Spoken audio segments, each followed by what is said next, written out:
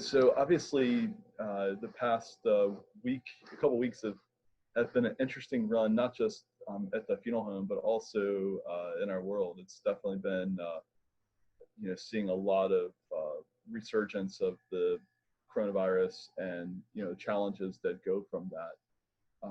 While knock on wood, we have yet to have an associate test positive with this. We have had an exposure at Staples Mill. I know everyone probably saw the video or has hopefully seen the video that was sent out yesterday that Bob did. But we had an incident at Staples Mill over the weekend where there was a family that had an exposure. The more we dug into it, the more the family wasn't necessarily upfront and honest with us on the front end about what was going on. Luckily, the Staples Mill team was doing a great job of wearing face coverings, protecting themselves, and doing the things that we need to. So I hope that exposure is minimized as much as it can be.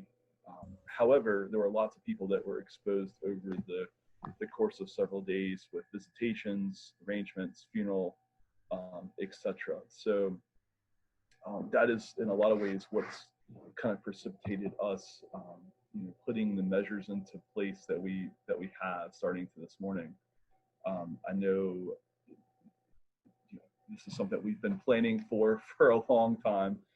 As Bob said in his video yesterday, it's been a question of when, not if. So these are things these procedures we have been ready to kind of implement when the time has come.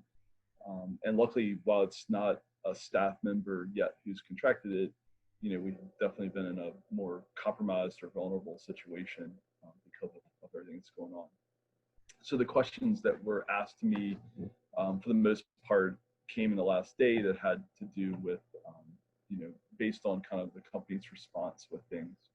So I'll just kind of shoot through the questions real quick, and then, as always, feel free to ask me questions on the tail end as well. And if I don't know, I will let you know, and we'll make sure that we get an answer. I'm sure between myself, Kim, Bob, Allison, I know are all on the call. So I know hopefully between one of the four of us, we can get an answer. So the first question was, why not temperature check everyone that comes into our buildings? The Staples Mill situation came because of a family being untruthful about what they were going on in their situation. So, obviously, like I just said, we've been, this is a learning curve for all of us since the beginning of this. We've really been trying to learn and research as much information as we can. When we implement these different plans, we're constantly monitoring, and changing the situation as needed. Obviously, the way we responded to phase 1 things was different than phase 3. So it's something we're learning as we go, and this is a new process for all of us. The screening procedures we put in this morning, we very well may go to having future screenings for everyone who enters the facility.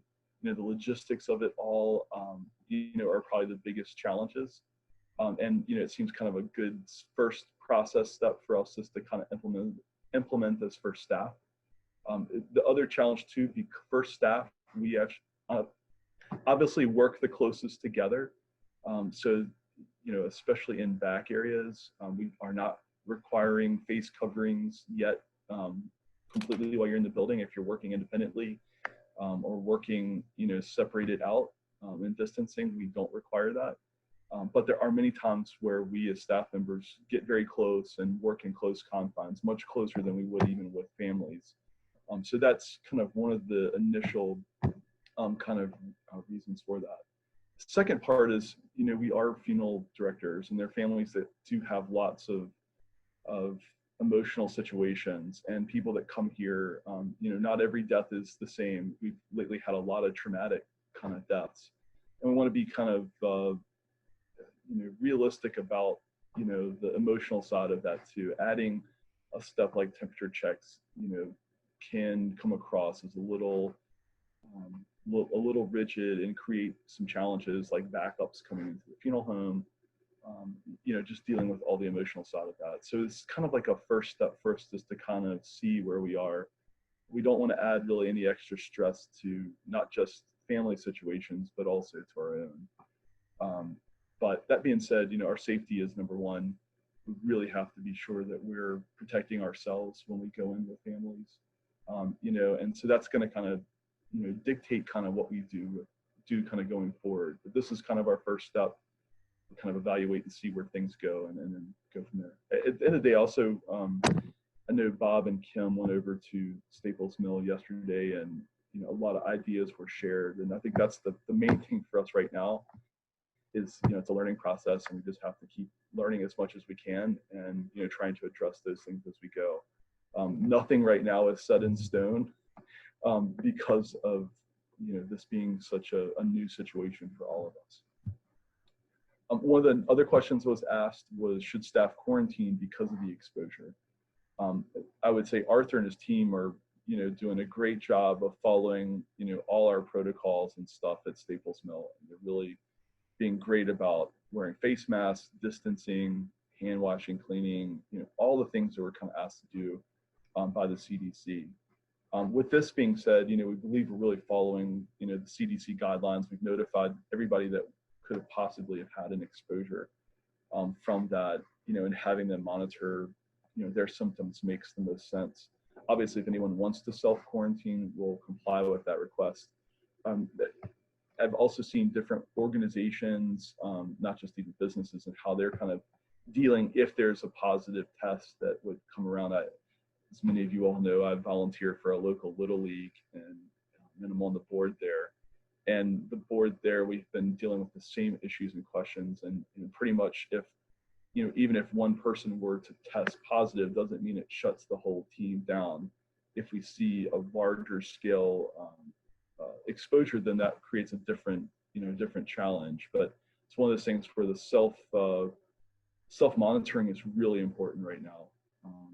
I would say not just the temperature checks here, but if you're feeling sick, don't come to work. If you're feeling sick, or feel like you may have a little fever, if you have a temperature taker at home, to use that. Right now, I think it's just using common sense. And also when it comes to engaging with our staff, and with our the families we serve, really face coverings are heavily encouraged within back of the house type of things, but specifically they're required when we're dealing with families. Good thing that all of us learned in mortuary school, and I know the care center here really does do a great job of putting into practice, is universal precautions. We almost have to just assume that every family we're going to come in contact may have the virus. If we kind of approach it that way, and others that we work with, it's just going to make it easier for us to protect ourselves going forward. The third question was just kind of, are we closer to front of the house staff, especially front desk associates coming back to work? I would say that we're moving closer. At the same time, with the increases in COVID cases and the exposure at Staples Mill, we're kind of continuing kind of the limited staffing kind of policy, just because of not wanting to put more people into the mix than we have to. Also, there could come a situation if people were out quarantining, we're going to need to call other people in. So the more we can kind of limit some of the exposure side of things, the more that helps as well. The flip side of that is, I was working the other day with John Hancock and a few other people, and I know we've had a lot of services lately. We were really slow the end of June and first part of July, but in the last week or two, we've really gotten busy again. So I know different staff has been called in to help and to do different things. So I certainly see us kind of getting closer to when we're getting back to kind of normal staffing levels, but it's one of those things that we're still just kind of monitoring as we go and taking one step at a time. Just finally, kind of a last kind of comment I want to make, is, again, with the face covering sides of things, I really want to commend all of our staff for how they've been handling this. Not just us wearing our face coverings, but also being diligent about requiring those that come to the funeral home to wear them. I know we have families and situations and people that I've seen kind of all ends of the spectrum. One, where somebody comes in and it's like they're going in, to operating room ready to come in for a visitation, And then on the other side, you have those people that look at you and think this is all one big conspiracy, and who are we to make them wear a mask? You know, so we're dealing with people in a lot of different spectrums of things. At the end of the day, you know, it's really important, you know, that we, you know, require people wearing masks. It's there to protect all of us, and that's actually what's allowing us to kind of get back to being able to have more ceremonies and more rituals and things like that for families. If we weren't doing those things, and COVID keeps increasing out of control, then we're going to go back to the days of 10 people or less for funerals, and that's not something we want for anybody. You know, more importantly, for the families, we have to really not be able to remember their loved ones. So I really want to give our special shout out to all of our staff. It's a tough thing to do. The people sometimes that get kind of belligerent about it, there's nothing fun about that. I hope the signage that we put out at each of the locations outside, it seems like that has helped for the most part to kind of curtail some of that. At the same time, you still have those people that just are going to do what they're going to do. And we have to really kind of be diligent in how we go about that.